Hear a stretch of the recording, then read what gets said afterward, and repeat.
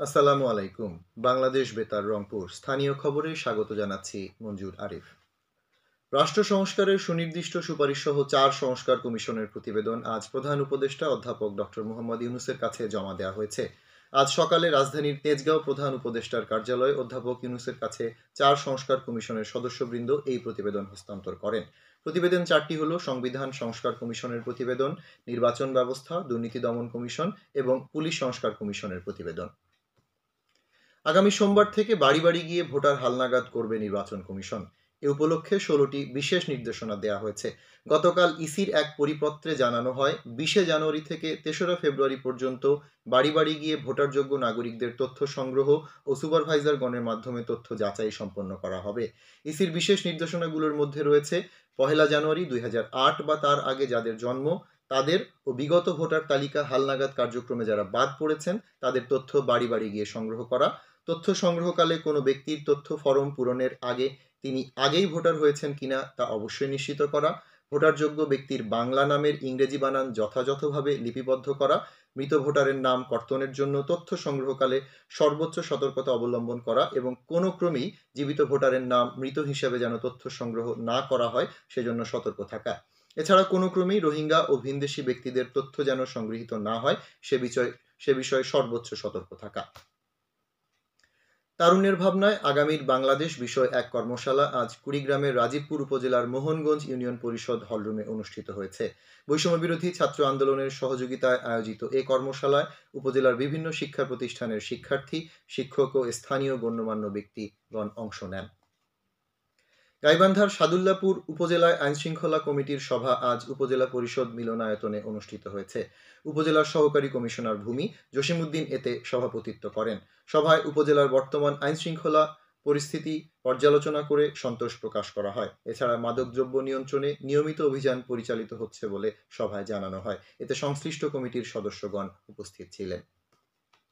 গাইবান্ধার সাদুল্লাপুর উপজেলার একবারপুরে জাতীয় মহাসড়কে যানবাহনে অভিযান পরিচালনা করে গতকাল ৩০ বোতল ফেন্সিডিল সহ একজনকে গ্রেফতার করেছে গাইবান্ধা জেলা মাদকদ্রব্য নিয়ন্ত্রণ অধিদপ্তরের একটি দল। পরে তার বিরুদ্ধে মাদকদ্রব্য নিয়ন্ত্রণ আইনে সাদুল্লাপুর থানায় একটি মামলা দায়ের করা হয়েছে। কুড়িগ্রামের চিলমারী উপজেলা প্রশাসনের পক্ষ থেকে আজ সকালে শীতার্ত মানুষের মধ্যে শীতবস্ত্র বিতরণ করা হয়েছে। এ উপলক্ষে উপজেলা পরিষদ চত্বরে আয়োজিত অনুষ্ঠানে উপজেলা নির্বাহী অফিসার সবুজ কুমার বসাক ৫০০ শীতার্ত মানুষের মধ্যে কম্বল বিতরণ করেন। এ নিয়ে গত এক সপ্তাহে উপজেলায় মোট ২,০৫০টি কম্বল বিতরণ করা হলো। দুর্যোগ ব্যবস্থাপনা অধিদপ্তর চিলমারী উপজেলার শীতার্তদের জন্য এ পর্যন্ত মোট ২,৬৫০টি কম্বল ও ৫ লক্ষ টাকা বরাদ্দ দিয়েছে। এবার শুনুন কৃষি সংবাদ। ভালো দাম পাওয়ায় চলতি মৌসুমে রংপুরের ৮টি উপজেলায় বিভিন্ন জাতের ব্যাপক আলু চাষ হয়েছে।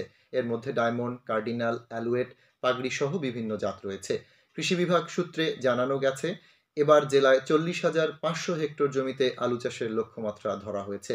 উৎপাদনের লক্ষ্যমাত্রা রয়েছে ৯,৮০,৯১০ মেট্রিক টন। বর্তমানে কৃষকরা আলু ক্ষেতের আগাছা পরিষ্কার, সার প্রয়োগ ও সেচ দিচ্ছেন। অনেকেই ছত্রাক ও রোগবালাইয়ের হাত থেকে আলু ক্ষেত রক্ষায় বালাইনাশক স্প্রে করছেন। এছাড়া আলুর উৎপাদন ও মান বৃদ্ধির লক্ষ্যে মাঠ পর্যায়ের কৃষি কর্মকর্তাগণ কৃষকদের রোগবালাই দমনে প্রয়োজনীয় পরামর্শ দিচ্ছেন। রংপুর কৃষি সম্প্রসারণ অধিদপ্তরের অতিরিক্ত পরিচালক ওবায়দুর রহমান মণ্ডল জানান, আলু ক্ষেতের জন্য সবচেয়ে বেশি শঙ্কার কারণ ঘন কুয়াশা। ঘন কুয়াশা বেশি দিন থাকলে আলুর লেট ব্লাইট হতে পারে। এ রোগ প্রতিরোধে চাষিদের নিয়মিত ছত্রাকনাশক স্প্রে করার পরামর্শ দেওয়া হচ্ছে। খেলার খবর, ফুটবল।